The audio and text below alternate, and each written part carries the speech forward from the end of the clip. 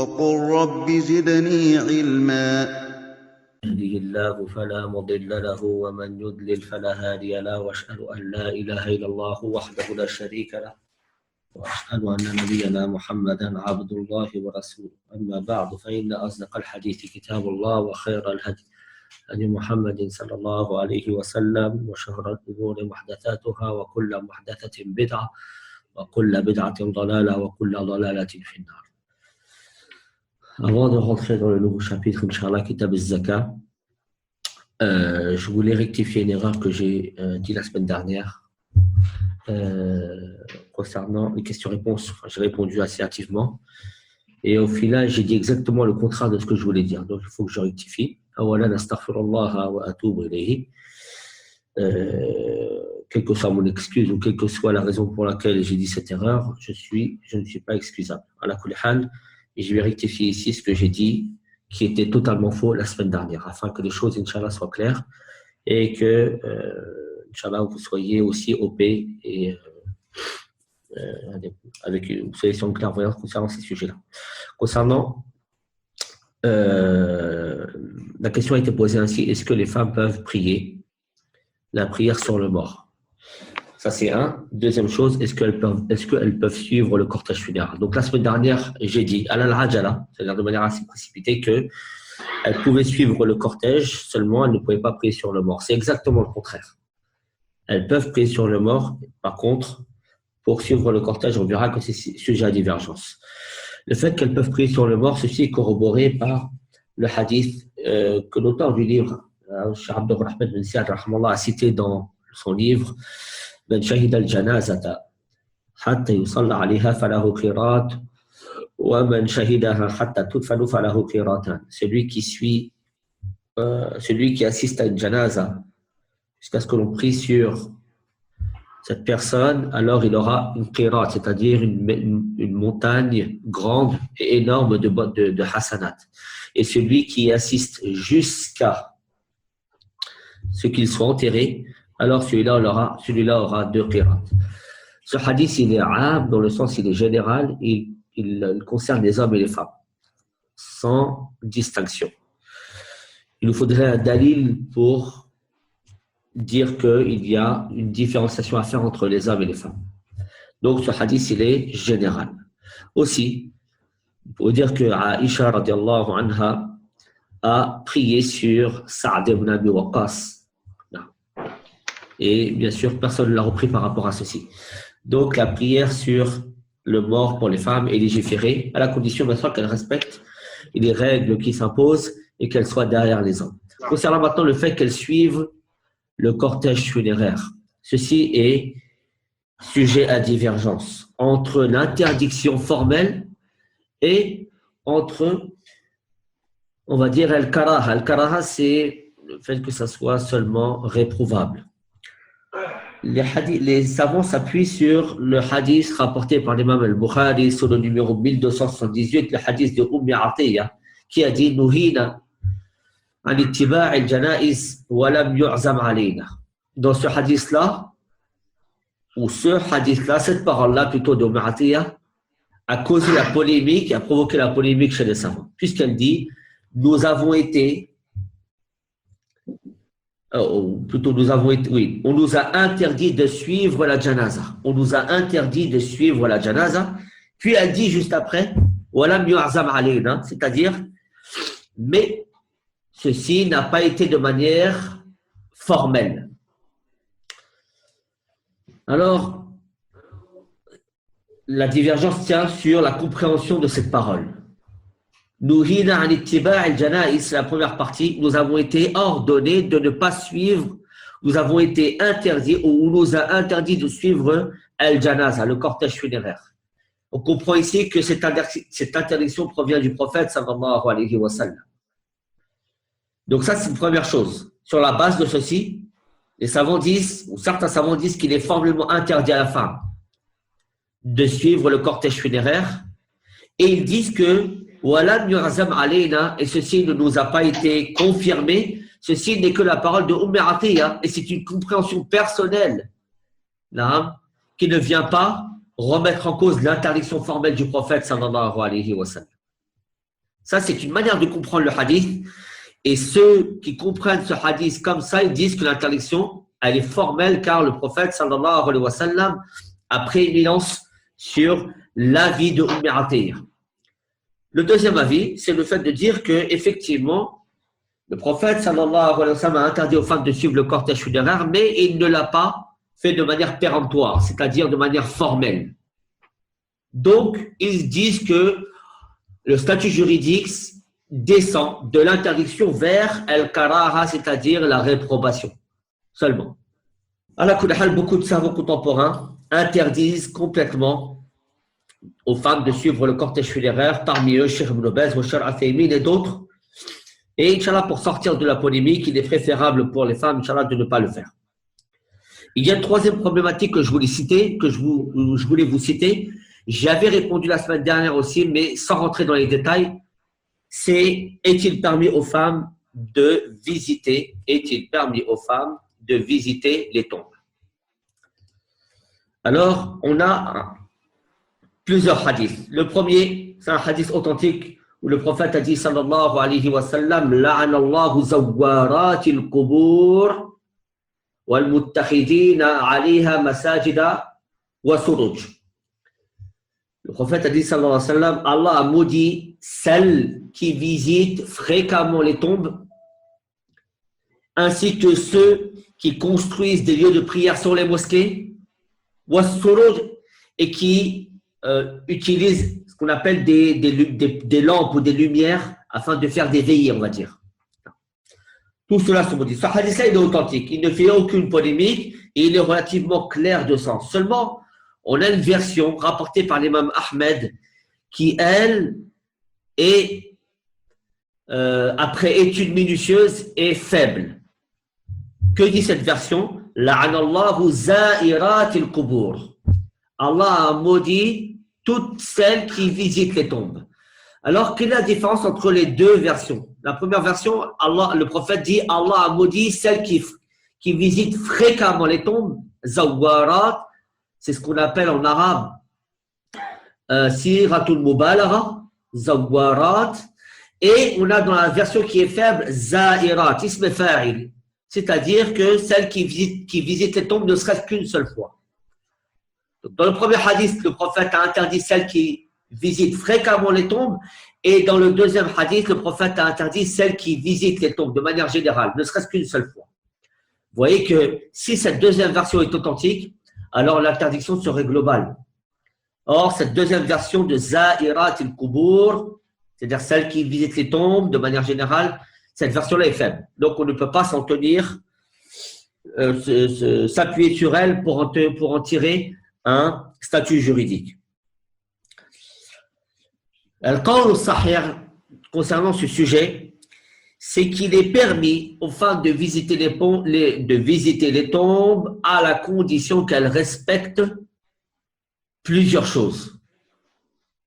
Premièrement, si l'on craint que par la visite des tombes de ce groupe de femmes ou de ces femmes, ou ne serait-ce quand bien même elle ne serait qu'une seule, si on craint une fitna, c'est-à-dire une tentation pour les hommes, par exemple, ou alors que l'on craigne qu'elles fassent des choses qui ne sont pas conformes à l'islam, comme ceci était le cas des femmes de l'Jahiliya, et d'ailleurs aussi beaucoup de femmes parmi les musulmans le font encore, comme le fait de se déchirer les vêtements, le fait de crier, le fait de se raser la tête, etc. Ou alors le fait de faire du shirk, ou alors le fait de sortir mutabarrijat, c'est-à-dire avec des vêtements qui attirent le regard. Si on craint qu'il y a une de ces choses-là qui peut survenir, alors on interdit. Et la responsabilité revient à la personne qui est responsable de cette femme, son père ou son mari, ou ses frères, peu importe. Si par contre, on ne craint pas une fitna, alors il est permis qu'elles aillent visiter les tombes à la condition, car même dans ceci, il y a une condition, que cette visite des tombes ne se fasse pas à des moments précis. C'est-à-dire, par exemple, le fait de visiter les tombes au début de Rajab, comme ceci se fait dans certains pays musulmans, ou alors au début de Ramadan, ou alors Yom el-Eid, car ceci rentre dans les innovations religieuses. Donc, pour fermer la porte à tout ceci, elles ne doivent pas aussi fixer ou viser ces jours-là, quand bien même elles respecteraient toutes les autres conditions pour visiter les tombes. Ceci étant dit, alhamdoulilah, nous allons pouvoir entamer Kitab al-Zakat. Donc, c'est un chapitre important, barakallahu fikoum, parce qu'il faut savoir que la Zakat est le troisième pilier de l'islam. Et comme nous allons le voir, Inch'Allah, tabaraka wa ta'ala, cette Zakat a des bienfaits et des mérites incommensurables. Convient à toute personne, homme ou femme, toute personne qui est assujettie à la Zakat, de la considérer comme elle est, à la place qu'Allah lui a donnée, tabaraka wa ta'ala, à savoir qu'elle est le troisième pilier de l'islam. Kitab al-Zakat. Al-Zakatu, ya akhwati al-kiram, pour que vous compreniez un petit peu la teneur de ce terme, c'est son importance. Il va falloir revenir au sens linguistique du terme, son sens dans la langue arabe, avant qu'il ne soit employé pour ce que vous connaissez. Al-Zakatu, dans la langue arabe, signifie an-nama, wa at-tathhir, ou at-tahara, wa ziyada. Écoutez bien. Al-Zakat, elle signifie dans la langue arabe an-nama. An-nama, ça veut dire le développement, la croissance. Quelque chose qui croît et qui se développe. At-tahara, tahara, bien sûr, ça veut dire la purification. Wa ziyada signifie le rajout. Ça, c'est le sens linguistique du terme. Alors, vous allez me dire, pourquoi Allah, tabaraka wa ta'ala, a appelé ces biens que l'on donne aux ayants droit par ce terme de zakat, avec les sens qu'il renferme. Vous allez voir qu'il y a une corrélation très étroite entre le sens linguistique du terme et le sens religieux. Et c'est ce qui nous donne en fait la sagesse pour laquelle la zakat a été instituée dans l'islam. Son sens religieux maintenant. Les savants disent que الزكاة هي حصة مقدرة حصة مقدرة من مال مخصوص في وقت مخصوص تصرف في جهات مخصوصة. C'est-à-dire, la zakat, c'est une part déterminée sur des biens précis à un temps donné, prélevée et redistribuée à des ayants droit définis. Vous avez vu que c'est très très bien encadré. Les biens qui sont prélevés sont institués par Allah. La quantité aussi est légiférée. Le temps où cette zakat est obligatoire est elle aussi définie, lui aussi a été défini dans l'islam et dans la charia. Et aussi les ayants droit aussi ont été définis par Allah tabaraka wa ta'ala. On n'a pas trop de marge de manœuvre concernant cette zakat. Là. La zakat, ikhwatil karam, elle a trois grands bienfaits. Premièrement, elle vient fructifier ton argent. Alors vous allez me dire, oui, enfin vous allez me dire vous, je ne parle pas à vous directement, mais beaucoup de gens pensent comme ça. Parmi les musulmans, malheureusement. Ils disent, comment se fait-il que je donne de mon argent et que vous, d'un autre côté, vous nous dites que ton argent augmente? Non. Raisonner comme ça, c'est-à-dire de manière cartésienne, ça c'est l'apanage des mécréants. Le musulman ne raisonne jamais de la sorte. Pour quelle raison? Car tout ce qu'il donne, il sait qu'il le retrouvera d'une manière ou d'une autre. Non. Dans cette vie-là ou dans l'au-delà, de la part d'Allah tabaraka wa ta'ala. Le fait de donner ta zakat viendra te rajouter, soit en bien, soit en hasanat, le jour du jugement. Ça c'est un. Deux, la zakat, elle vient effacer les péchés et les défauts. Notamment, elle vient repousser l'avarice. mais elle vient aussi effacer les fautes et les péchés, comme on va le voir, Inch'Allah. Je vous rapporterai un hadith à cet effet. Troisièmement, elle vient purifier l'âme de celui qui donne la zakat. Et elle l'élève en degré. Non. Allah dit, tabaraka wa ta'ala, c'est un verset référent concernant ce sujet et qui nous montre d'ailleurs l'obligation de sortir cette zakat, cette fameuse zakat. Allah dit, tabaraka wa ta'ala, خذ من أموالهم صدقة تطهرهم وتزكيهم بها وصل عليهم إن صلاتك سكن لهم.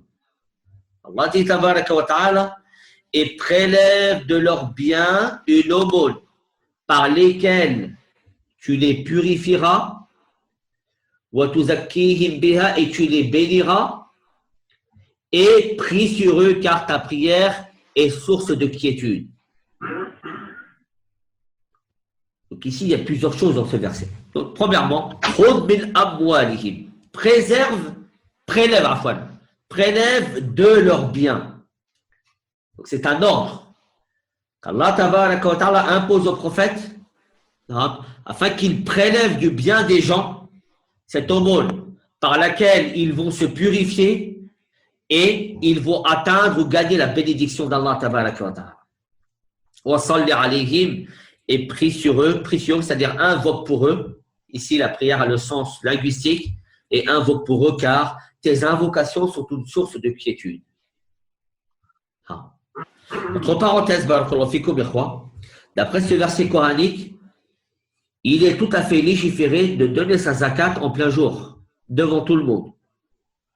La preuve de ceci, c'est le verset lui-même, dans le sens où Sahaba donnaient la zakat devant tout le monde et ensuite le prophète faisait des doigts pour eux. S'il l'a donné en cachette, comment le prophète sallallahu alayhi wa sallam pouvait prier sur eux ou leur faire des invocations. Donc le fait que le prophète leur fasse des invocations, ceci les rassurait, ceci les remplissait de quiétude. Le prophète leur disait qu'Allah t'augmente en bien, qu'Allah te pardonne, qu'Allah ceci et cela. Je referme cette parenthèse. Quel est le statut juridique de cette zakat? Cette zakat est une obligation qui incombe à tout musulman dès lors qu'il remplit les conditions pour la donner. Et lorsqu'il remplit les conditions pour la donner, alors cette zakat lui est obligatoire. Ceci est établi par le livre, Kitab, le Coran, par la Sunna et par le consensus des savants. Personne ne diverge sur le caractère obligatoire de la zakat. D'ailleurs, toute personne qui ne reconnaît pas son caractère obligatoire est un mécréant à part entière. الذي يجحد فرضية الزكاة فهو كافر بالإجماع. Celui qui ne reconnaît pas le caractère obligatoire de la zakat, celui-là est un mécréant, et ceci selon l'unanimité des savants. Allah dit tabaraka wa ta'ala, donc les versets sont nombreux, je vous en ai cité un ou deux, afin de ne pas trop être fastidieux. Allah dit tabaraka wa ta'ala, wa atu zaka, et acquittez-vous de la zakat. Et Allah dit tabaraka wa ta'ala, الذين يكنزون الذهب والفضة ولا ينفقونها في سبيل الله فبشرهم بعذاب أليم.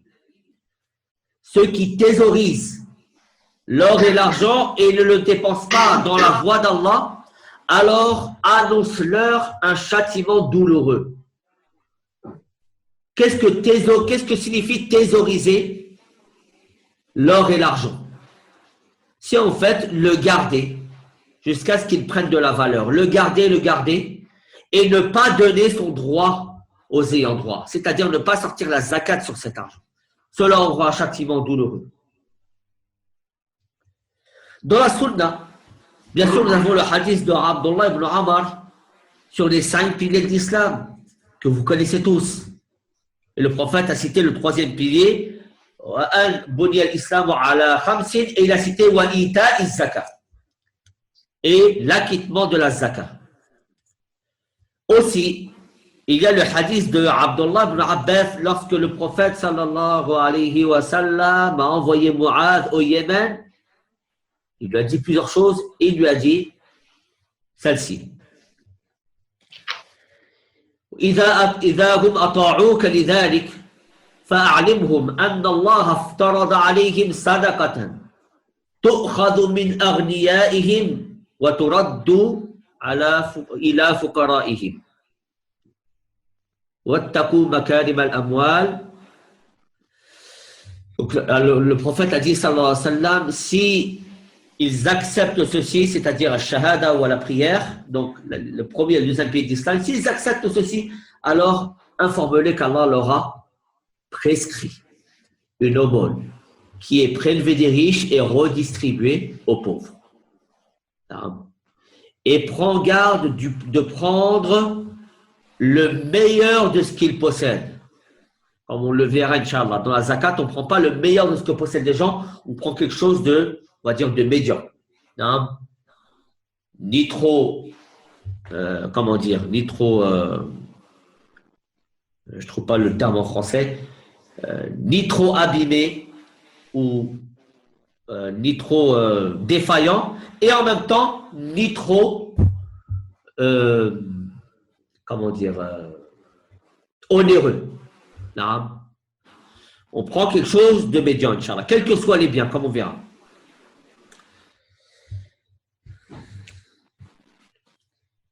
Pour montrer un petit peu la valeur de la zakat en islam, déjà, apparemment, nous savons que c'est le troisième pilier. Ceci pourrait suffire. Nous avons aussi le hadith de Jalil ibn Abdillah, قال بايعت رسول الله صلى الله عليه وسلم على إقام الصلاة وإيتاء الزكاة والنصح لكل مسلم, rapporté par l'imam al-Bukhari sur le numéro 57. J'ai prêté allégeance au prophète sur l'accomplissement de la prière, l'acquittement de la zakat et le fait de prodiguer le bien envers tout musulman. Non. Imaginez-vous, le prophète prend l'allégeance sur ces choses-là. Ceci dénote et sous-entend qu'il y a une importance de taille qu'a donné Allah tabaraka wa ta'ala à cette zakat, que beaucoup de gens négligent malheureusement. Parmi les bienfaits de la zakat, premièrement, cette zakat est une des caractéristiques principales des gens vertueux qui seront au paradis. Écoutez ces versets coraniques. Allah dit tabaraka wa ta'ala, innal muttaqina fi jannatin wa uyun akhidina ma atahum rabbuhum innahum kanu qabla dhalika muhsinin kanu qalilan min al-layli ma yahja'un wa bil ashari hum yastaghfirun wa fi amwalihim haqqun lis-sa'ili wal mahrum. Allah dit tabaraka wa ta'ala dans le sens des versets. Les pieux seront dans des jardins et parmi des sources, recevant ce que leur Seigneur leur aura donné, car ils furent auparavant bienfaisants. Ils dormaient peu la nuit et aux dernières heures de la nuit, ils imploraient le pardon d'Allah, et de leurs biens, il y avait un droit aux mendiants et aux déshérités.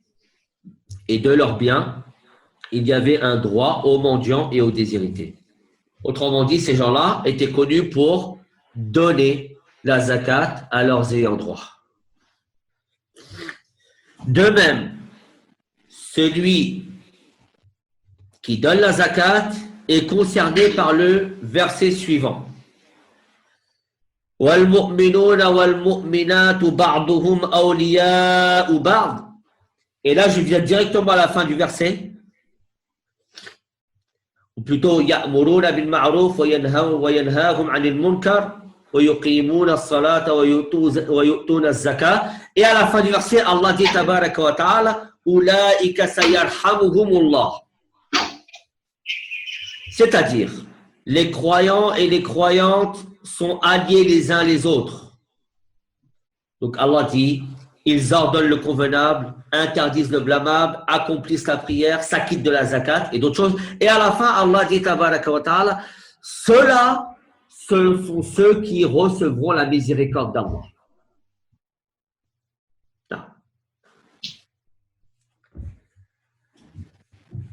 Allah tabaraka wa ta'ala aussi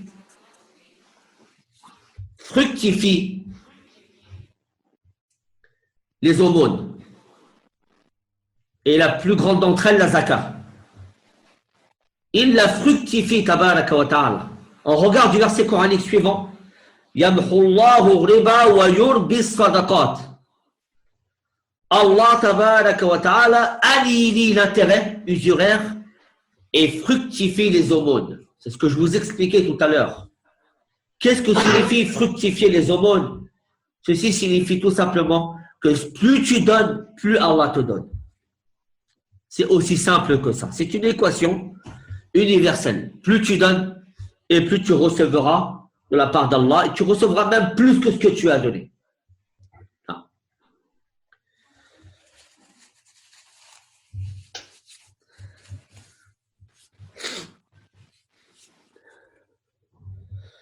Aussi, cette zakat est une des causes pour qu'Allah tabaraka wa ta'ala descende les bienfaits du ciel et fait pousser les bienfaits de la terre.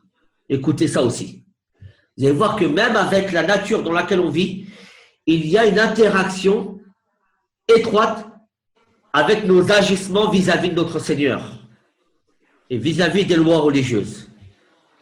قال رسول الله صلى الله عليه وسلم وما منع قوم زكاة أموالهم إلا منعوا من السماء ولولا البهائم لم يمطروا. C'est un hadith rapporté par Ibn Majah ou fait par Cheikh Al-Albani. Le prophète a dit sallallahu alayhi wa sallam, il n'y a pas des gens qui interdisent ou qui s'interdisent de donner la zakat sans qu'Allah tabaraka wa ta'ala ne les prive de l'eau du ciel, de la pluie. Et si ce n'était pas les bestiaux, alors Allah n'aurait fait descendre la pluie. Autrement dit, ceci signifie que si des gens s'interdisent de sortir la zakat par avarice, ou par le fait qu'ils renient cette obligation religieuse, alors Allah leur aurait interdit qu'une quelconque goutte du ciel ne tombe. C'est-à-dire qu'ils auraient connu la sécheresse et l'aridité. Seulement, s'ils sont de la sorte et qu'il pleut, alors qu'ils sachent que ceci est à cause des bestiaux qui, eux, méritent cette eau-là. Imaginez-vous. Donc, des fois, par nos péchés, Allah tabaraka wa ta'ala fait en sorte que l'on soit touché par la famine, la sécheresse et l'aridité et autres choses qui nous sont assez dures à supporter. Aussi, l'aumône, d'une manière générale, vient effacer les péchés. Barakallahu fikoum, les frères que j'ai en face de moi, donc ça doit être, je ne sais pas c'est qui, en tout cas je les vois rigoler. Voilà, barakallahu fikoum, un peu de sérieux, jazakumullah khal jaza.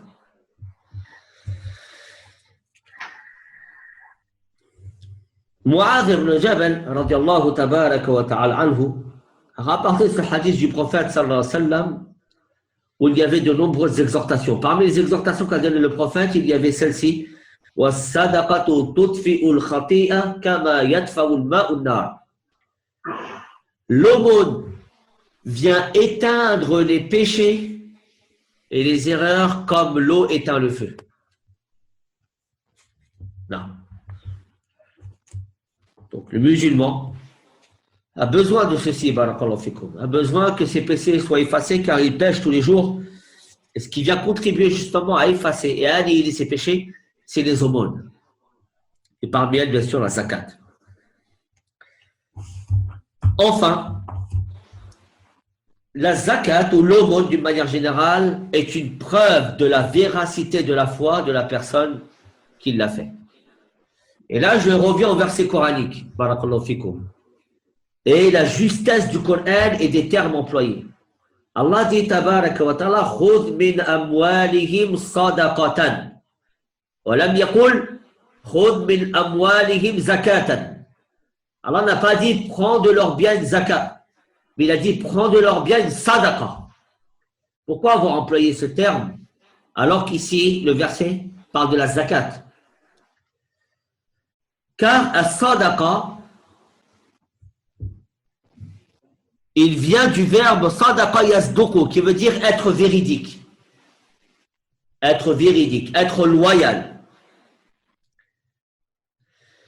Et en fait, les savants expliquent que toute personne qui sort une sadaqa, notamment lorsqu'elle est en cachette, à l'abri du regard des gens, alors ceci prouve la véracité de sa foi. Ceci prouve la véracité de sa foi. Est-ce qu'un mécréant, est-ce qu'un hypocrite est capable de sortir une sadaqa en cachette? Quel est l'intérêt à ce qu'il le fasse? Puisqu'il ne croit pas en Allah tabaraka wa ta'ala. Il ne croit pas aux délices de l'au-delà. Il n'a pas peur de l'enfer car il n'y croit pas. Par contre, le croyant, lui, est amené à donner cette sadaqat quand bien même personne ne le verrait sauf Allah tabaraka wa ta'ala. Ceci nous prouve quoi? Ceci nous prouve la véracité de sa foi. الصدقة دليل على صدق إيمان صاحبها. Deuxième chose, lorsque l'on donne fi sabilillah, vous n'êtes pas sans savoir que l'argent ou les biens que tu possèdes, ils te sont chéris, te sont aimés. Non, toute personne aime l'argent. Quand on dit aime l'argent, c'est-à-dire il voudrait avoir de l'argent. Non. Or, le croyant relativise dans cette chose-là, dans cette relation qu'il a avec l'argent. Il sait que cet argent-là n'est qu'un moyen pour gagner l'agrément d'Allah tabaraka wa ta'ala, et pas une fin en soi. Alors, lorsqu'il va dépenser de cet argent, automatiquement, il va le dépenser pour quelque chose qu'il chérit plus que cet argent-là. C'est-à-dire l'amour d'Allah et l'agrément d'Allah.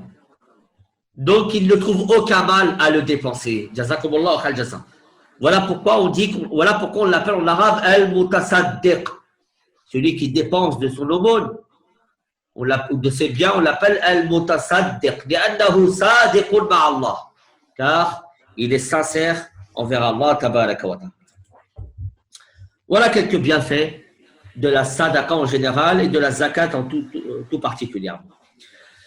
Maintenant, quelles sont les particularités, quelles sont les conditions qui viennent conditionner l'obligation de cette zakat? Premièrement, il y en a trois qui sont directement liés à la personne. La première condition, il faut qu'il soit musulman, l'islam. Car le mécréant, on ne prélève pas du mécréant de zakat, tout simplement car on sait qu'elle n'est pas acceptée auprès d'Allah tabaraka wa ta'ala. Donc, on ne prélève pas de zakat chez le mécréant.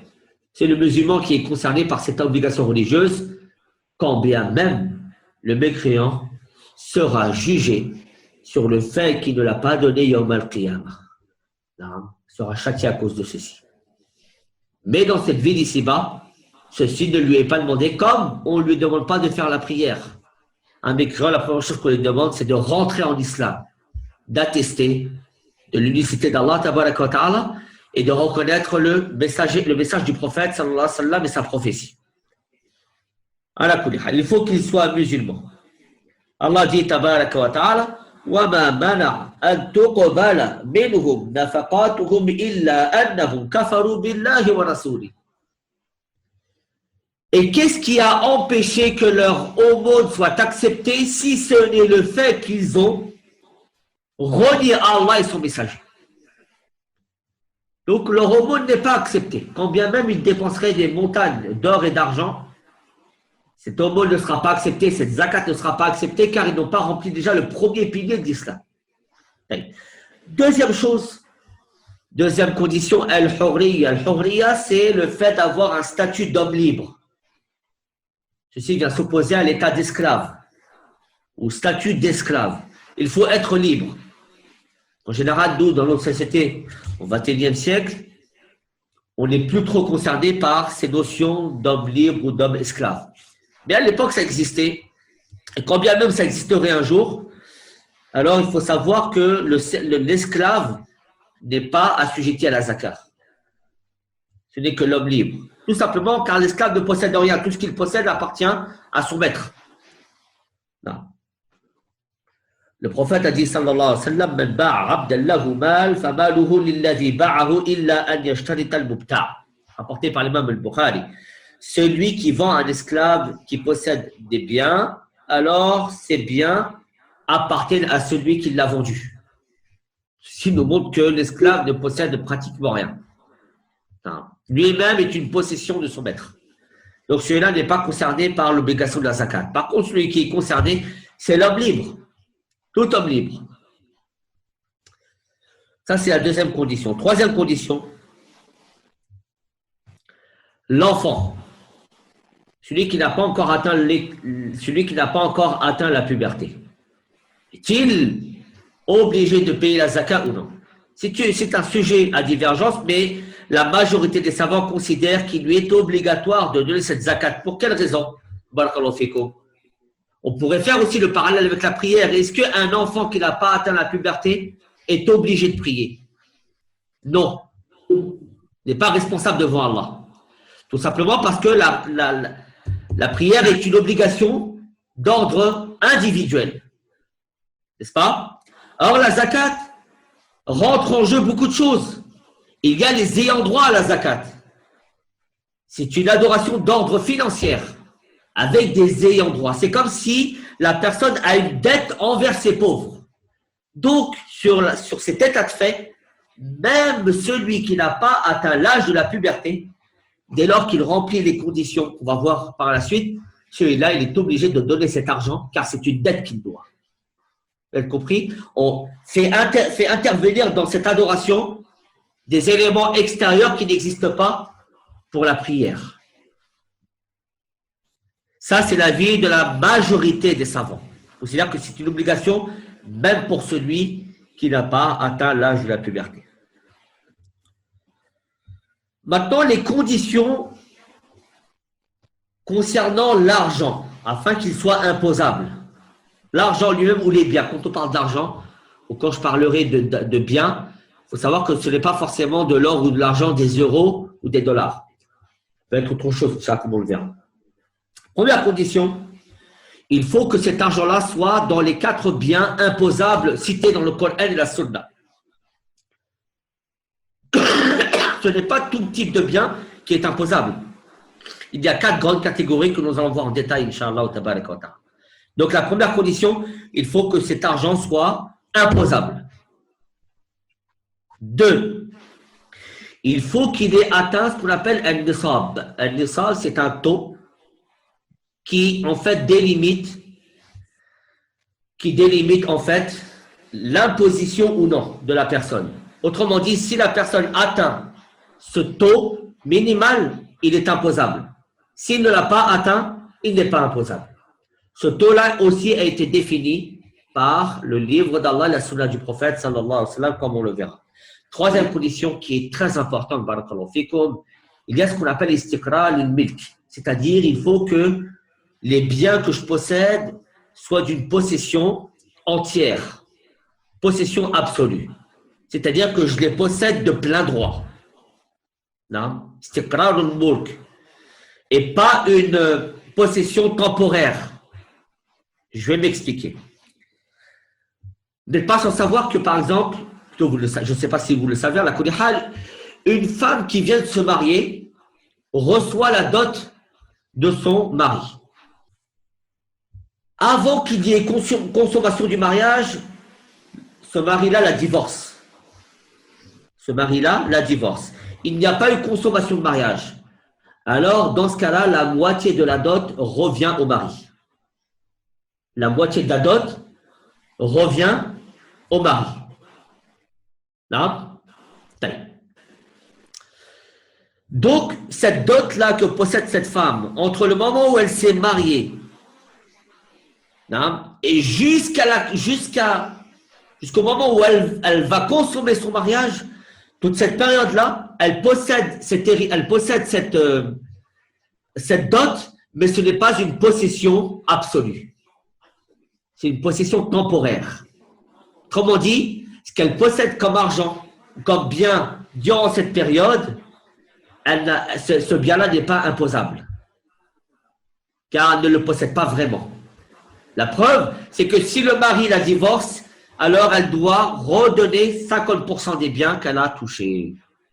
Si c'était un bien absolu qu'elle possède de plein droit, jamais Allah tabaraka wa ta'ala ne lui redemanderait de redistribuer la moitié de lui. Est-ce que vous avez compris? D'ailleurs, ceci est corroboré par le verset en lui-même. Khudh min amwalihim. Préserve de leurs biens. Ici, il y a un pronom personnel, de leurs biens. Amwalihim. Donc ici, il y a l'utilisation de dhamir, du pronom personnel, hein, qui prouve que ces biens-là, ils les possèdent réellement. Ils en sont propriétaires. Barakallahu fikum, les biens imposables sont des biens qui sont obtenus et sous la propriété d'une propriété absolue et entière de ces personnes. Jazakumullah khair. Est-ce que vous avez compris? Donc au final, il y a 6 conditions. 3 qui renvoient à la personne et 3 qui renvoient au bien. Les 3 qui renvoient à la personne, il faut qu'il soit musulman. 2, il faut que ce soit un homme libre. 3, on regarde aussi les biens que possède le jeune enfant, quand bien même il n'a pas atteint l'âge de la puberté. Concernant les conditions des biens en eux-mêmes, il faut premièrement qu'ils soient sur les biens imposables définis dans la charia, dans la législation d'Allah. 2, il faut qu'ils aient atteint le taux minimum, un nisab. Et 3, il faut que ces biens-là soient acquis et possédés de manière complète par leur possesseur. Là. Nous revenons au livre, Inch'Allah, tabaraka wa ta'ala, après avoir cité cette petite introduction. L'auteur du livre dit Kitab al-Zaka, donc le chapitre de la Zaka. وهي واجبة على كل مسلم حر ملك نصابا. L'auteur du livre ici dit elle est obligatoire à chaque musulman, entre parenthèses musulmane aussi, libre, possédant le nisab, ayant atteint le nisab, c'est-à-dire ce taux minimal. Donc ici, l'auteur du livre a cité quelques conditions de ce que nous avons cité auparavant. Là. Puis il dit wala zakata fi malin hatta yahul alayhi al-hawl. Il dit aucune zakat n'est obligatoire tant qu'une révolution n'a pas été complétée. Ce qu'on appelle en arabe el-hawl. El-hawl signifie la révolution. Révolution d'une année hégirienne. Autrement dit, les biens qui sont imposables, ce sont ceux qui sont restés en ta possession pendant au moins une année révolue hégirienne. Là, voilà pourquoi dans la définition de la zakat, nous disions que la zakat, hissatun muqaddaratun, fi waqtin ma'loum, dans un temps déterminé. C'est une part déterminée dans un temps déterminé.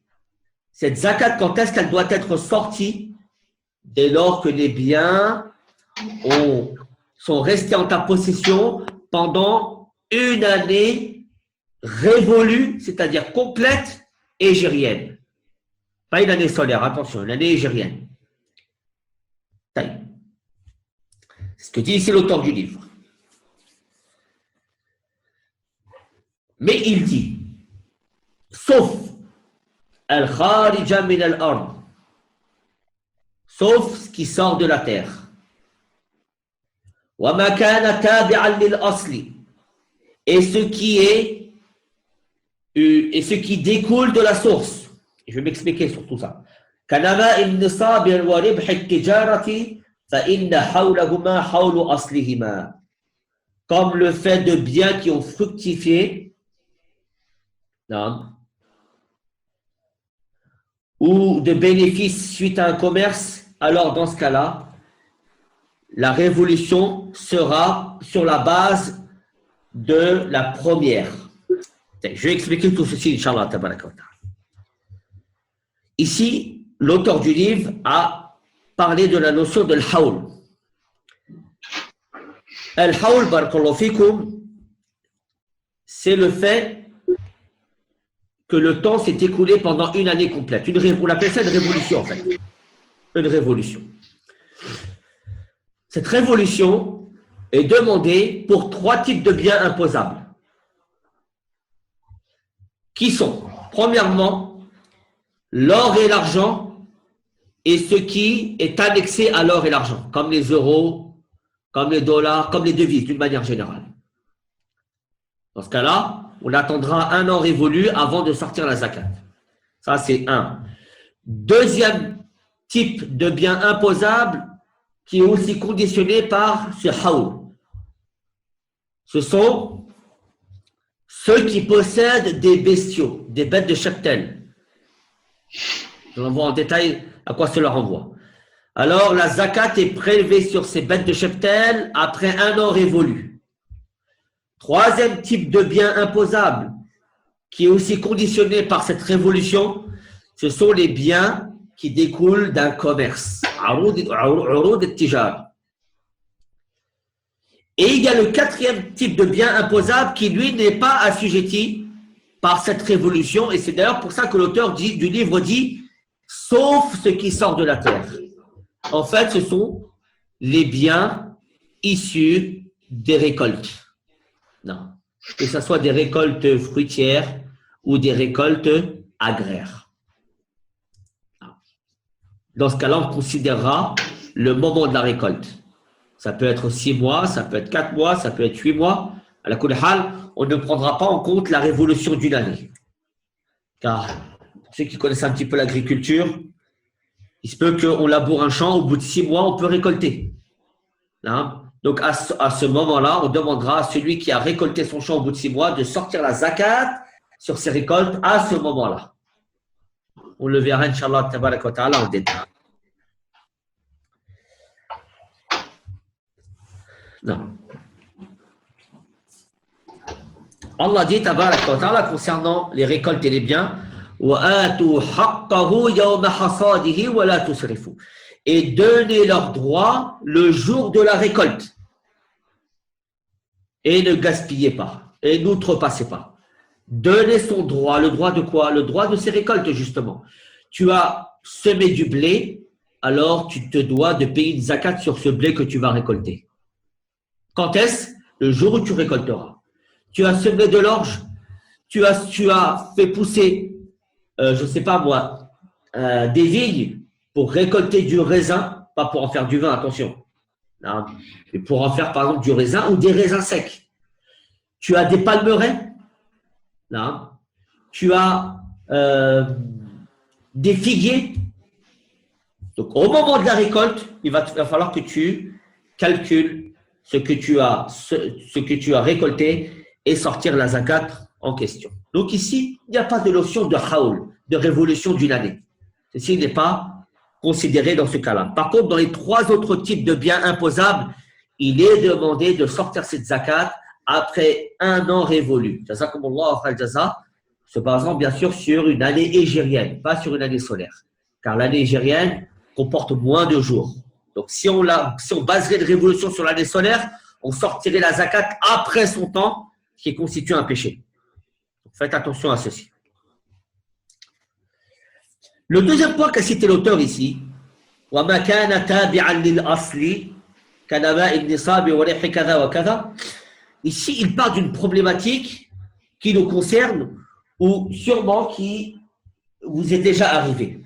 C'est ce qu'on appelle en arabe Mas'alatul mal al-mustafad. Je m'explique. Qu'est-ce que ceci signifie? Je suis au mois de Ramadan de l'année 2016. D'accord? Je parle en mois lunaire, Inch'Allah, c'est plus simple. Je suis au mois de Ramadan l'année 2016.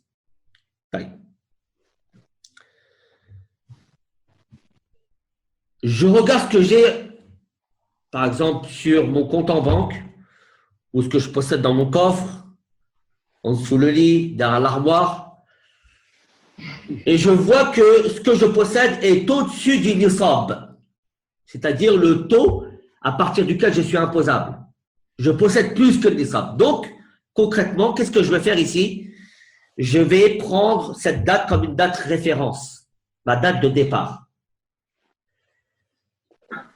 Donc, les mois s'écoulent et on arrive au mois de Ramadan de l'année 2017. C'est-à-dire qu'ici, on a fait un haoul, une révolution entière, une année entière. Au bout de 2017, au mois de Ramadan 2017, c'est-à-dire une année après, je constate que non seulement je suis au-dessus du nisab, encore, c'est-à-dire que cet argent-là, je l'ai toujours, mais j'ai des biens en plus que j'ai acquis soit par héritage, soit par bénéfice, par le commerce, par exemple. Ou alors des dons. Alors, dans ce cas-là, il va falloir que je sorte une zakat sur cet argent que je possède, n'est-ce pas? Car il a fait un an révolu et je suis au-dessus du nisab. Donc, je suis imposable ici. Il va falloir que je sorte cet impôt, cette zakat sur l'argent que je possède. Or, qu'est-ce qui s'est passé? Moi, j'avais par exemple 10 000 euros au mois de Ramadan 2016. 10 000 euros, donc je suis imposable. Ramadan 2017, j'ai 20 000 euros, c'est-à-dire que j'ai doublé ce que je possédais. Ces 20 000 euros-là que j'ai en plus, d'où viennent-ils? C'est ce qu'on appelle el-mal al-mustafad. C'est de l'argent rajouté. Cet argent-là, je l'ai acquis peut-être en cours d'année. Et il n'a pas fait un an, lui. Peut-être qu'il a fait 6 mois seulement. N'est-ce pas? Car au mois de Ramadan 2016, je ne les avais pas. Je les ai acquis peut-être au mois de Muharram. En cours d'année. Au final, Ramadan 2017, j'ai 20 000 euros. Alors, il va falloir que je considère deux choses. Je suis un petit peu technique, Inch'Allah, mais pour que vous compreniez bien cette chose, vous réécouterez le cours afin que ceci soit clair. Alors, cet argent-là, en plus, ces 10 000 euros de plus-value, de bénéfices que j'ai, il va falloir savoir comment je les ai acquis. Si je les ai acquis suite à des bénéfices d'un commerce, alors dans ce cas-là, je considère que ce bien-là n'est que une ramification des biens de base que je possédais, les 10 000. Alors dans ce cas-là, qu'est-ce que je ferai? Ramadan 2017, je sors la zakat sur les 20 000 euros. Vous avez compris? Je fais comme si ces 10 000 euros que j'ai rajoutés en plus, ce que j'ai gagné en plus, je les avais depuis le départ. Pareil, imaginons que ces 10 000 euros que j'ai en plus au Ramadan 2017, c'est un héritage que j'ai eu. Un héritage. Alors, dans ce cas-là, je disais donc que si cet argent-là, ces 10 000 euros en plus, me viennent par exemple d'un don, quelqu'un qui m'a donné cet argent-là, mais qui n'a rien à voir avec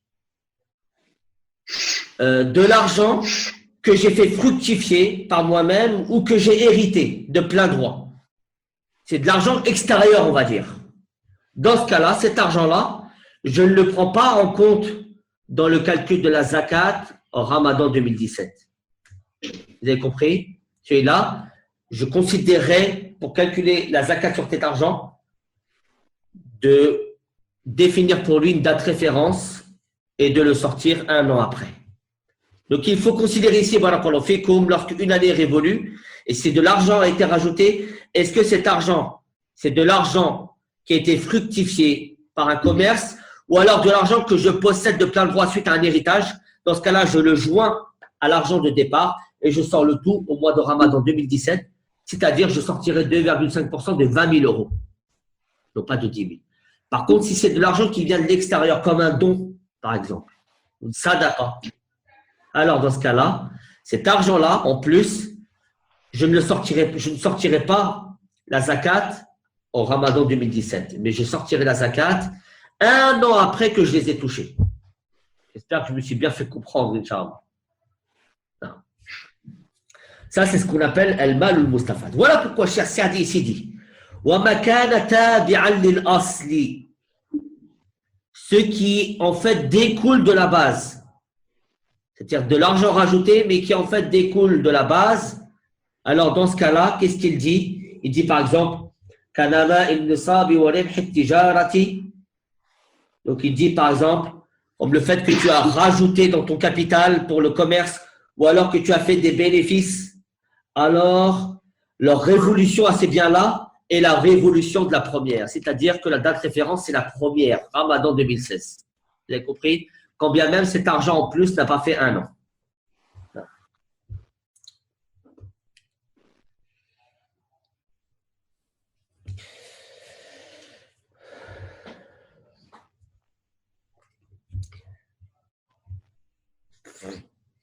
Taïb.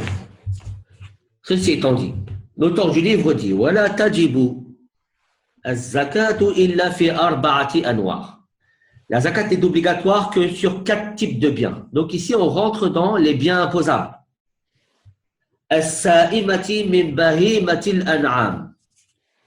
Donc, ce sont les bêtes de cheptel qui pâturent, c'est-à-dire en pâturage, qui sont nourris à l'extérieur, en pâturage. Sa'ima. Ça, c'est un. Al-khariji min al-ard, ce qui sort de la terre. Donc, ça, c'est ce qu'on appelle les récoltes, les fruits, les graines, etc. Al-athman. Al-athman, ce sont les devises, l'or, l'argent et tout ce qui est annexé à l'or et l'argent. Et enfin, quatrièmement, urud at-tijarati. Les biens, les bénéfices des commerces, ou tout ce qui est destiné à la vente et à l'achat. Tout ceci est imposable. Voilà les 4 types de biens qui sont imposables. La dernière catégorie, urud at-tijarati, c'est-à-dire les biens imposables ou les biens qui sont destinés au commerce, est sujette à divergence chez les savants. D'ailleurs, Cheikh Al-Albani ne considère pas que c'est un bien imposable. Aussi, l'imam Al-Shawkani ou l'imam Siddiq Khan. Le qawl al-sahih, c'est que c'est un bien imposable et c'est l'avis de la majorité des savants.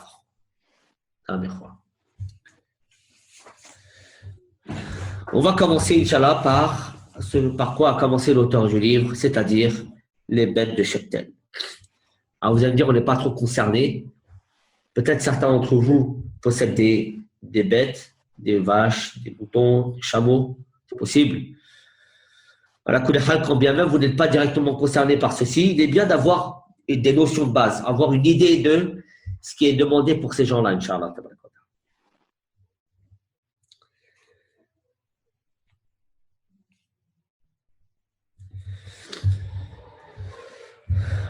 Donc, ici, on va commencer par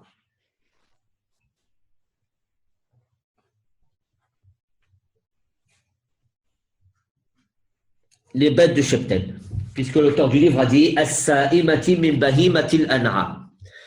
Les bêtes de cheptel qui sont assujetties à la zakat sont de 4 sortes.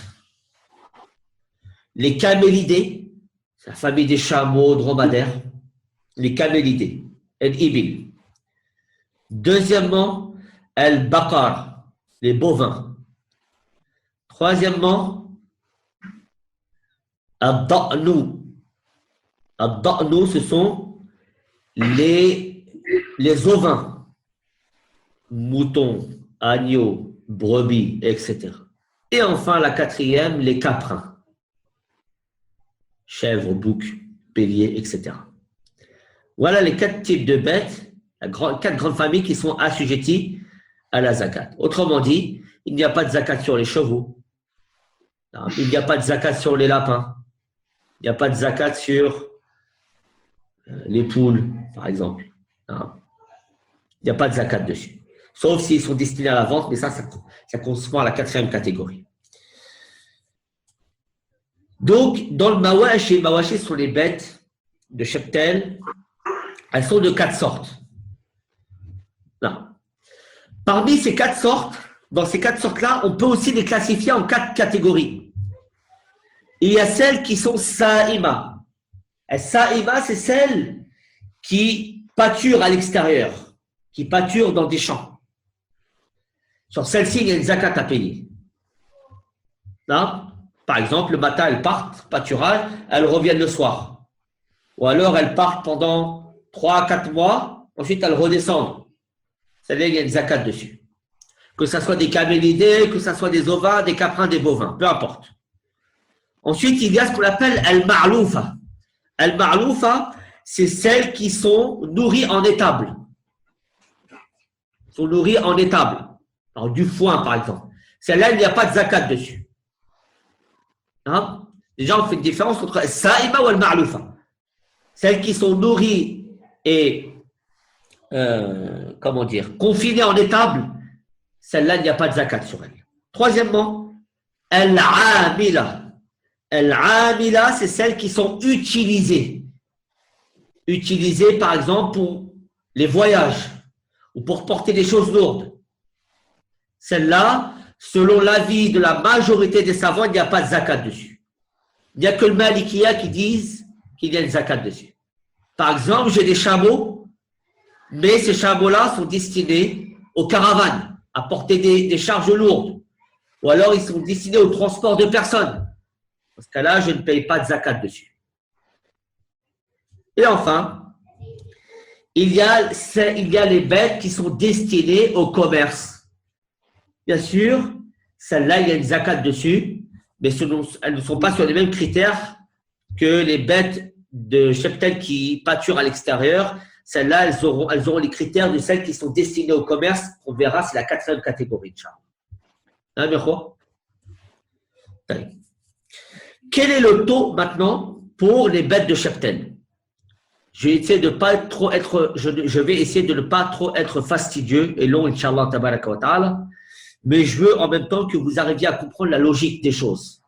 Et que Allah, tabaraka wa ta'ala, a légiféré toutes ces choses-là dans les moindres détails, dans l'intérêt des ayants droit à la zakat, dans l'intérêt des pauvres et des nécessiteux et des autres catégories. Nous allons commencer par les chameaux, Inch'Allah. Une personne qui possède des chameaux n'est pas imposable que s'il possède au minimum 5 têtes. 5 têtes. Une personne qui a 4 chameaux, au mois de Ramadan 2016, il possède 4 chameaux. Est-ce qu'il commence à compter la zakat? Non. Car pour qu'il commence à compter la zakat, il faut qu'il ait 5 têtes. Deuxième hypothèse. Au mois de Ramadan 2016, je possède 5 têtes, 5 chameaux. Alors, à partir de Ramadan 2016, j'en fais une date référence. Je vais considérer Ramadan 2017. Je regarde, est-ce que j'ai encore ces 5 têtes de chameaux? Si je les ai, je sors une zakat dessus. Si je les ai plus, je les ai vendus entre-temps, alors je ne suis pas imposable. D'accord? Donc, pour qu'on soit imposable sur les chameaux, il faut qu'on ait au moins 5 têtes avec la révolution d'1 an, qu'on a parlé tout à l'heure. Donc, il y a 1 an révolu, 5 têtes minimum. Celui qui possède 5 têtes de chameaux et que 1 an est passé, 1 an révolu a été complété, alors celui-là, il doit sortir une brebis à titre de zakat. Sa zakat à lui, c'est une brebis. N'est-ce pas? Ensuite, on va de 5 en 5. Celui qui possède de 6 à 10, ou plutôt de 5, ou plutôt oui, celui qui possède de 5 à 9, une brebis. Celui qui possède de 10 à 14, 2 brebis. Celui qui possède de 15 à 19, 3 brebis. Celui qui possède de 20 à 24, 4 brebis. Jusque-là, c'est clair, on va de 5 en 5. Après, à partir de 25 têtes, dans ce cas-là, on va sortir à titre de zakat, non pas une brebis, non pas 3 à 4 brebis, on va sortir ce qu'on appelle bint mahab, c'est-à-dire une chamelle qui a 1 an révolu et qui rentre dans la 2e année. C'est logique. Plus on a de têtes de chameau, plus le troupeau est grand, plus la valeur de la zakat est grande. Elle est en proportion de ce que tu possèdes. Donc effectivement, celui qui possède 25 têtes de chameau, alors en proportion, il donnera une chamelle comme zakat. On dit une chamelle, la chamelle a plus de valeur que le chameau. Pour les raisons que vous connaissez, car elle enfante. Donc, on va lui donner une bintu mahab. Bintu mahab, c'est la chamelle qui a 1 an et qui rentre dans sa 2e année. D'accord? Ensuite, on va de 10 en 10. Donc de 25 à 35, une chamelle bintou mahad. Ensuite de 36 à 45, bintou laboud. C'est une chamelle qui a 2 ans et qui rentre dans sa 3e année. Ensuite, s'il possède de 46 à 60, alors il va donner ce qu'on appelle el-haqqa. El-haqqa, c'est une chamelle qui a 3 ans révolus qui rentre dans sa 4e année. Non? Tout ceci est corroboré par le hadith du prophète sallallahu alayhi wa sallam que nous allons lire tout à l'heure, Inch'Allah, si on a le temps. Ensuite, s'il possède de 61 têtes jusqu'à 75, il va donner une jad'a. Un jad'a, c'est une chamelle qui a 4 ans révolus et qui rentre dans sa 5e année. Pourquoi, on pourrait se poser la question, pourquoi el jad'a, celle qui a 4 ans révolus et qui rentre dans sa 5e année, a plus de valeur que celle qui a 1 an et qui rentre dans sa 2e année, bint laboud, bint mahad, ou celle qui a 2 ans et qui rentre dans sa 3e année, bint laboud, ou celle qui a 3 ans et qui rentre dans la 4e, el haqqa. Pourquoi le jad'a a plus de valeur? Car une chamelle qui a 4 ans et qui rentre dans sa 5e année, on sait déjà que si elle est en âge de procréer ou non. Si elle a déjà procréé, si elle est en bonne santé, si c'est une chamelle qui est, féconde ou non. Donc, on a des critères qu'on ne peut pas connaître pour une chamelle qui est relativement jeune. Voilà pourquoi elle a plus de valeur. Voilà, celui qui possède un troupeau entre 61 têtes et 75 têtes, alors celui-là, il va devoir donner une chamelle qu'on appelle al-jad'a, chamelle qui a 4 ans révolus et qui rentre dans la 5e année. Non. Ensuite, de 76 à 90, on a 2 bintou laboud. De 91 à 120, on a 2 haqqa. Après, pour le nombre au-dessus de 120, alors, le calcul est le suivant, très simple. Pour chaque tranche de 50 têtes, on donnera une haqqa, et pour chaque tranche de 40 têtes, on donnera une bintou laboud. Je m'explique. Une personne, par exemple, a 200 têtes de chameau. Donc, il est au-dessus de 120. Donc, sur quel critère on va partir pour pouvoir savoir qu'est-ce qu'il doit donner? On prend par tranche de 50 têtes et de 40 têtes. 200 têtes, ça fait combien de tranches de 50? Ça fait 4. N'est-ce pas? 50 plus 50 plus 50 plus 50. Donc, on dit que pour chaque tranche de 50, on sort une haqqa. Puisqu'il y a 4 tranches ici, alors on sortira combien? 4 haqqa. 200 chameaux, 4 haqqa. Vous avez compris? 190 chameaux, c'est 50 plus 50 plus 50 plus 40. Donc, c'est une haqqa plus une haqqa plus une haqqa. Et on a une tranche de 40 et on sortira une bintou laboud pour cette tranche. Donc, au final, celui qui a 190 têtes, il sortira 3 haqqa et une bintou laboud, etc., etc. Comprenez un petit peu ce calcul, car c'est le même pour les ovins, les caprins et les ovins, les caprins et les bovins. C'est exactement la même chose. Dès qu'on dépasse les 120 têtes, alors on prend par tranche de 50, de 40 et on va avoir aussi de 30. Tout dépend. À la Koulihal, si un jour vous êtes amené à avoir des bêtes de cheptel, alors revenez au livre de Fiqh, Inch'Allah. Tous ces tableaux-là ont été consignés, répertoriés et les calculs ont déjà été faits pour vous, Inch'Allah. Vous avez juste qu'à lire et à sortir la zakat comme il faut, Inch'Allah. Au moins, ayez cette notion-là. Comment les choses sont agencées pour ceux qui possèdent des bêtes de cheptel. Ceci est toujours par palier. Par palier. Est-ce que vous avez compris ceci, barakallahu fikum, ikhwa? Non, ça c'est pour celui qui possède les chameaux. Non. Pour celui qui possède al-arnam. L'arnam, c'est-à-dire les bovins, c'est-à-dire les ovins et les caprins. L'arnam, c'est les ovins et les caprins. Brebis, chèvres, béliers, boucs. Qu'est-ce qu'il y a encore? Agneaux. Bref, toute la famille des caprins et des ovins. Alors, dans ce cas-là, on va aussi procéder de manière générale dans le même principe, sauf que les paliers ne sont pas les mêmes. Car les ovins n'ont pas la même valeur que les camélidés. Comme un chameau a beaucoup plus de valeur qu'un agneau ou qu'une chèvre. Donc, concrètement, pour les ovins, qu'en est-il? À partir de combien de têtes d'ovins est-on imposable? On avait dit pour les chameaux, à partir de 5 têtes, n'est-ce pas? À partir de 5 têtes, on donne quelque chose. Ici, c'est à partir de 40 têtes. Comme on dit, quelqu'un qui a 30 moutons et au bout d'un an, il a toujours 30 moutons ou 35 moutons, celui-là n'est pas imposable. Car pour être imposable, il faut posséder au moins pendant une année révolue 40. N'est-ce pas?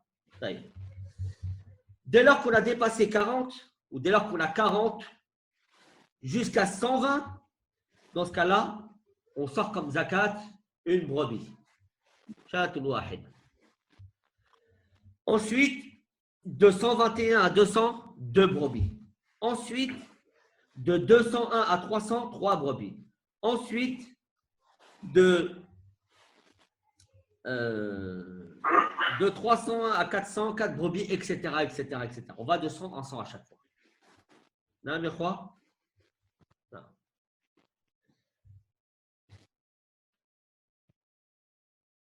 C'est-à-dire que dès qu'on dépasse 100, dès qu'on dépasse 120, on va de 100 en 100. Sinon, c'est de...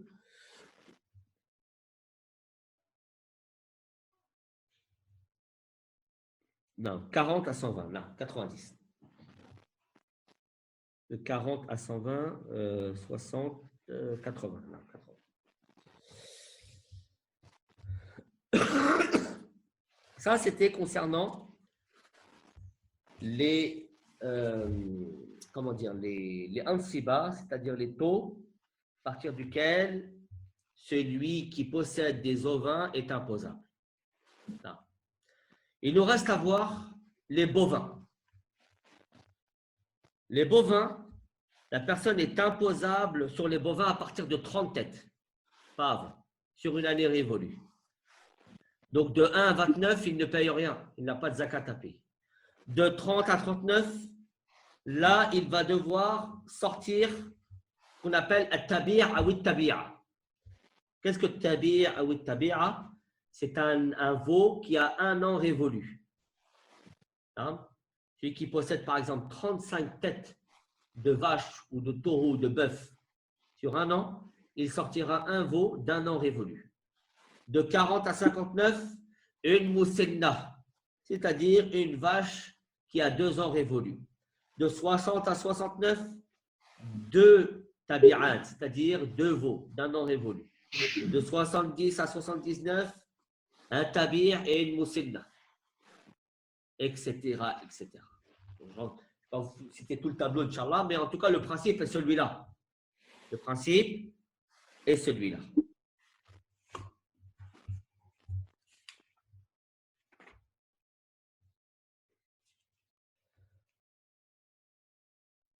L'auteur du livre ici va citer le hadith, justement, qui détaille tous les taux qui sont conditionnés sur les bêtes de cheptel. Al-Ansiba fil mawashi. Donc, je ne vais pas vous relire le hadith, Inch'Allah, c'est plus ou moins ce que j'ai dit à travers ces tableaux. Seulement, il y a quelque chose de très important qu'a cité ici l'auteur. Donc, c'est à la page, pour ceux qui ont le livre, la page 173.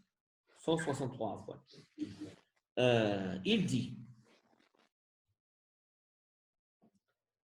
ولا يجمع بين متفرق ولا يفرق بين مجتمع خشية الصدقة وما كان من خليطين فإنهما يتراجعان بينهما بالسوية. Il y a 2 choses ici.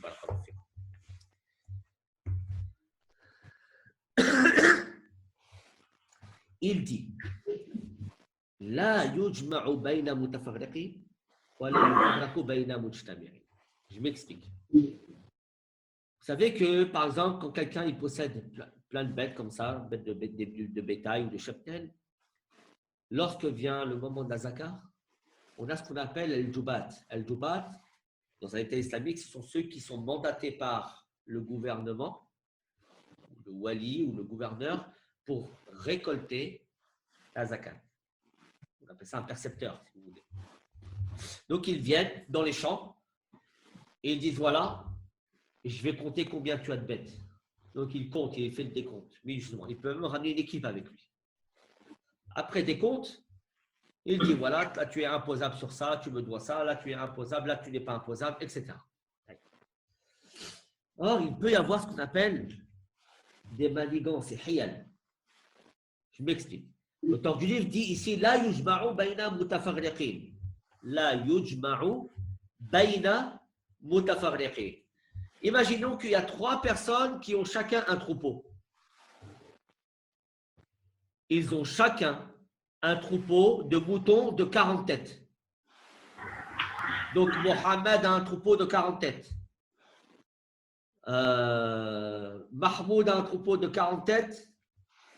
Ismaïl a un troupeau de 40 têtes. Chacun a un troupeau de 40 têtes, n'est-ce pas? Normalement, ils sont assujettis, chacun d'entre eux, à la zakat, n'est-ce pas? Car pour les moutons, pour les ovins, celui qui possède 40 têtes, il doit sortir quoi? Une brebis. Qu'est-ce qu'ils font? Avant que le jabi, avant que le percepteur arrive, ils disent non, ce qu'on va faire, on va rassembler tout le mouton, comme si c'était un troupeau de 120 têtes. 40 plus 40 plus 40. Question, celui qui possède un troupeau de 120 têtes, combien il paye en zakat? Et vous le rappelez, il paye aussi une brebis, n'est-ce pas? Que tu possèdes 40 ou 120, tu payes une brebis. Eux, qu'est-ce qu'ils ont fait? Ils ont dit, on va faire en sorte que ça, c'est un seul même troupeau. Comme ça, au final, on sortira qu'une seule brebis en zakat. Et ensuite, entre nous, on s'arrange. On partage le prix de cette brebis en 3. Alors que normalement, chacun devait donner une brebis pour les 40 têtes qu'ils possédaient chacun. Vous avez compris la hila ici? La ruse qu'ils ont fait. Donc, Jama'u al-Mutafarriq, ils ont rassemblé ce qui était divisé. Ils ont rassemblé les troupeaux qui, à la base, n'ont pas lieu d'être rassemblés. Tout ça pour payer moins de zakat. Le contraire, il est aussi vrai, barakallahu fikum. Wala yufarraqu bayna mujtami'in. Par exemple, quelqu'un qui possède un troupeau de 40 têtes. On va prendre les moutons. On va prendre le même exemple. Il est assujetti à donner une brebis en zakat, n'est-ce pas? Or, qu'est-ce qu'il fait? Il ramène un de ses collègues, il dit, tiens, tu prends 20 têtes ici, tu dis que c'est à toi. Et moi, je prends 20 têtes, je dis que c'est à moi. Quand le percepteur arrive, qu'est-ce qu'il voit? Il voit qu'un tel possède 20 têtes et l'autre possède 20 têtes. Au final, il ne paye rien. À 20 têtes, ils ne sont pas assujettis à la zakat. Donc, qu'est-ce qu'ils ont fait? Farraqu makana mujtami'an. Ils ont divisé ce qui était à la base réuni. Ce qui constitue à la base un seul et même troupeau, ils l'ont divisé en 2. Ou en 3 ou en 4, peu importe. Vous avez compris? Ça, c'est strictement interdit en islam. Celui qui fait ça, qu'il sache qu'il devra rendre des comptes à Allah tabarak wa ta'ala le jour du jugement.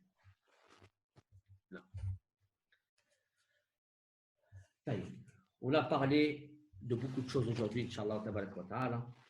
Je pense qu'on va s'arrêter là, c'est beaucoup mieux, car sinon les informations vont s'accumuler dans vos esprits. Et je n'ai pas envie d'aller trop vite sur ce chapitre-là. Donc, je pense qu'on va s'arrêter là, Inch'Allah tabarak wa ta'ala. On parlera la semaine prochaine de la zakat sur l'or et l'argent. Donc ça le concerne tout particulièrement. La zakat aussi sur les, comment on appelle ça, c'est-à-dire les récoltes, les fruits, etc. On parlera de ça la semaine prochaine, Inch'Allah tabarak wa ta'ala. Allah tabarak wa ta'ala an yahdiyana wa yahdiya bina wa ja'alana sababan liman ihtada. سبحانك اللهم وبحمدك أشهد أن لا إله إلا أنت أستغفرك وأتوب إليك بارك الله فيك. وقل رب زدني علما